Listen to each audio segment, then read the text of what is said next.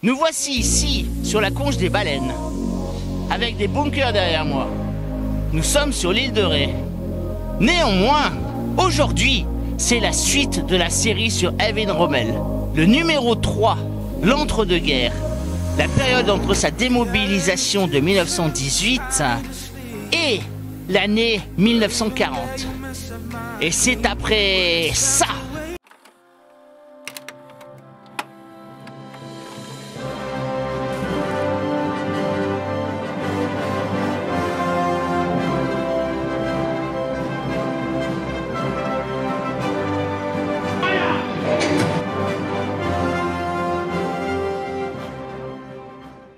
Salutations compagnons et compagnonnettes, je suis Bayan Taillefer, forgeron, médiéviste et historien à 16 heures ou le contraire.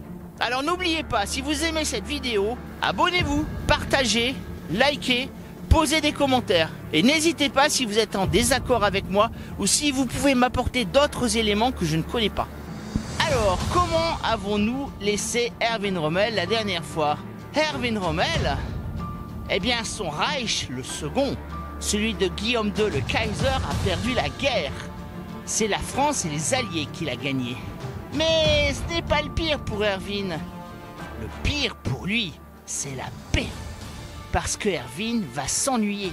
Et en plus, s'ennuyer dans une Allemagne dont les griffes et les serres ont été rognés par le traité de Versailles. En effet, Erwin Rommel se retrouve en 1918 capitaine dans la Reichswehr, une armée de 100 000 hommes. Pour vous donner une idée, actuellement, la police française ou la gendarmerie, c'est à peu près 130 000 à 140 000 hommes, chacune. Cette armée n'a pas de chars, pas d'aviation, pas de flotte de marine. Elle ne dispose que de mitrailleuses, de fusils, de camions. Mais néanmoins, le pire du traité de Versailles, ce n'est pas tellement ça. Parce que les Allemands vont rebondir. D'abord, ils vont être obligés d'innover dans le domaine militaire pour créer de nouveaux armements. Armements qui leur sont extrêmement utiles lors de la prochaine guerre. Tandis que les Alliés, eux, continuent à s'entraîner sur du matériel qui deviendra vite obsolète. Et les Allemands ont plus d'un tour dans leur sac. On commence à reconstituer l'embryon des futures divisions blindées, les Panzerdivisionen. Alors pour s'entraîner, on prend des voitures qu'on maquille en char avec du carton-pâte, de véritables véhicules pour le carnaval. Et ce n'est pas fini. Les Allemands, à partir des années 1920, vont secrètement s'entraîner en URSS. Et en URSS, les Allemands vont développer leur aviation militaire, la Luftwaffe. Les pilotes vont s'entraîner sur des avions russes ou des prototypes qui seront testés là-bas. De même, les unités parachutistes vont se développer avec leurs unités frères communistes. Amusant, n'est-ce pas? Grâce à ses faits d'armes exceptionnels, Erwin Rommel peut trouver un poste dans la Reichswehr. À partir de décembre 1918, il dirige une compagnie au 124e régiment d'infanterie de Weingarten. À cette époque-là, la révolution spartakiste a lieu.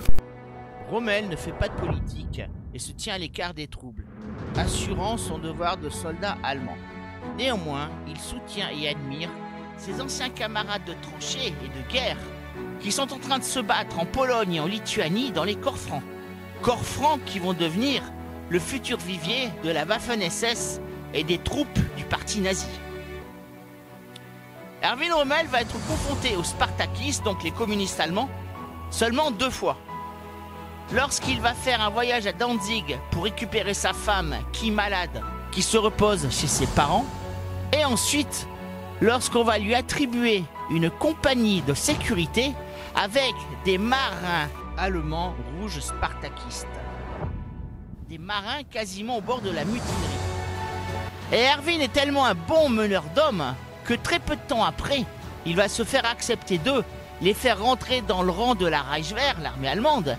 Et en plus, certains vont accepter d'abandonner leurs primes pour le suivre dans ses futures affectations. Janvier 1921, le 13e régiment d'infanterie de Stuttgart Il y restera jusqu'en octobre 1929. Entre-temps, en 1928, le couple connaît son seul et premier enfant, Manfred Rommel. Manfred Rommel deviendra un jour maire de Stuttgart, ironie de l'histoire. En octobre 1929, Rommel devient instructeur à l'école d'infanterie de Dresde. Il va développer ses théories de combat extrêmement agressives dont il a été l'auteur pendant la Première Guerre mondiale, notamment à Caporetto, et il va écrire un livre, Infanterie greift Ham. Alors, excusez-moi pour les germanophones, je suis hispanophone à la base. Ce qui veut dire l'infanterie attaque. Un livre qui aura énormément de succès parce qu'il est très bien fait, dans toute l'Allemagne, en Suisse, et qui sera lu par un certain caporal à la retraite, j'ai nommé Adolf Hitler. En octobre 1933, il devient major, se retrouve au casernement de Goslar et devient le commandant d'un bataillon d'infanterie de montagne au 17e régiment d'infanterie. Ce qui ne vous aura pas étonné, c'est qu'entre-temps, le 31 janvier 1933, un certain ancien caporal Adolf Hitler est devenu le chancelier de l'Allemagne. Il a été désigné par le président en exercice Hindenburg sous le coup d'une magouille des partis de droite conservateurs qui ne s'attendaient pas à la libération d'un tel monstre. Souvenez-vous qu'à cette époque-là, le parti nazi aux dernières élections était en net recul. Peu de temps après sa nouvelle affectation à Goslar, un visiteur de marque vient organiser une cérémonie du souvenir du bataillon de montagne dirigé par le major Rommel. Il s'agit de Hitler et toute sa clique. J'ai nommé les grands dignitaires, entre parenthèses, du Troisième Reich. Il y a évidemment l'âme damnée Himmler, le tristement célèbre Reichsführer SS, dont Rommel, qui a une excellente mémoire visuelle, dira à sa femme, à laquelle il raconte tout dans son courrier, ce qui nous donne une excellente base pour nos archives. Alors donc, Rommel dira à sa femme que Himmler a le regard mauvais. Il éprouve une grande angoisse en sa présence.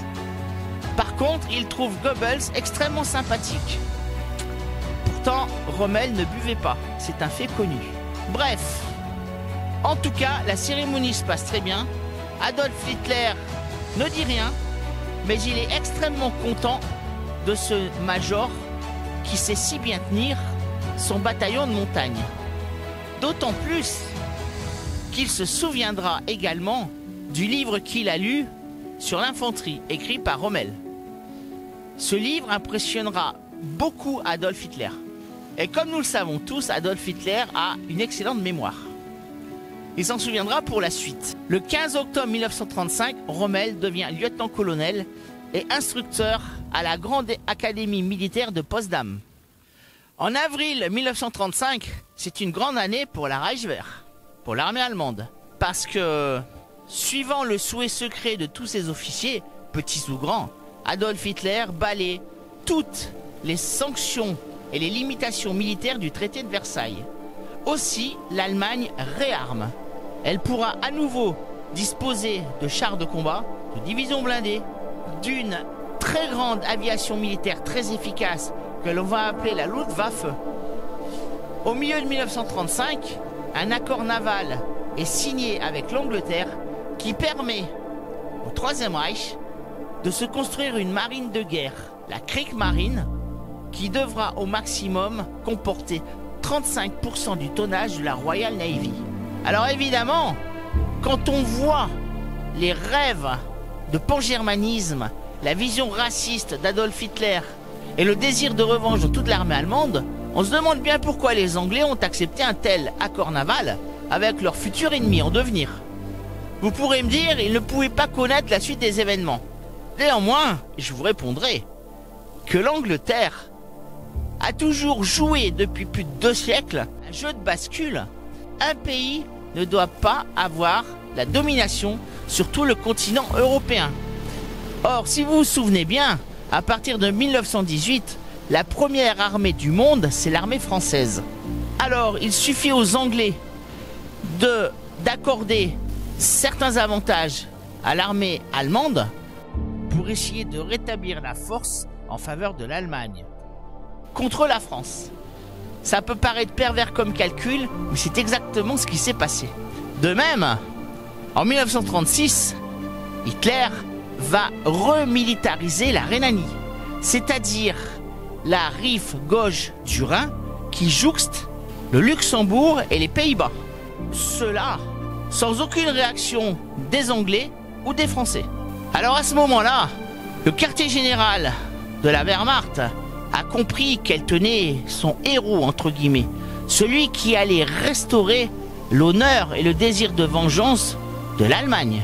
Eh bien, si cette vidéo vous a plu, c'est le moment de me remercier en vous abonnant. J'ai besoin de vous pour faire avancer la chaîne, en likant, en commentant. Je vous dis à bientôt pour une prochaine vidéo et comme vous le savez, l'histoire, c'est toi qui l'as fait. Reality's too tough, I need to sleep.